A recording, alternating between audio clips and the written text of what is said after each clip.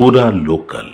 మొన్న పహల్గాం దాడిలో ఉగ్రవాదులు భారతదేశం భూభాగంలోకి వచ్చి భారతీయులు చంపేసిన విషయం మనందరికీ తెలిసింది. గతంలో ఇలాంటి సంఘటనలు జరిగితే భారతదేశ ప్రభుత్వం ఒక యునైటెడ్ నేషన్స్ ఇతర దేశాలకు వెళ్ళి కంప్లైంట్ చేశారు.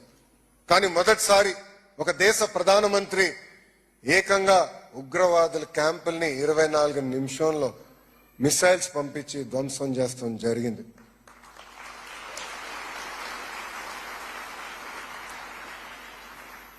దాంట్లో భాగంగా మన భారతదేశంలో బార్డర్లో కాపలాగా ఉన్న జవాన్లు వాళ్ళ జీవితాలు పోగొట్టుకున్నారు. మన రాష్ట్రానికి చెందిన వ్యక్తి మురళీ నాయక్ గారు ఆయన జీవితం పోగొట్టుకున్నారు. ఆయన కుటుంబంలో ఒకే బిడ్డ వాళ్ళ అమ్మ నాన్న కూడా చెప్పారు, నేను మిలిటరీకి వెళ్తున్నాం, నీకేమైనా అవుతే మా పరిస్థితి ఏంటని. అప్పుడు అతను చెప్పాడు, నాకేమైనా అవుతే మొత్తం రాష్ట్రమే కాదు దేశం నా కోసం నిలబడుతుందని ఆయన చెప్తాం జరిగింది.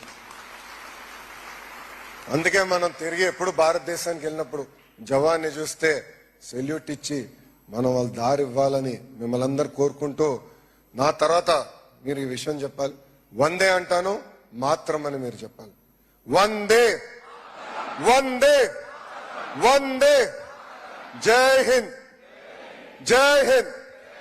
అందరికి నమస్కారం.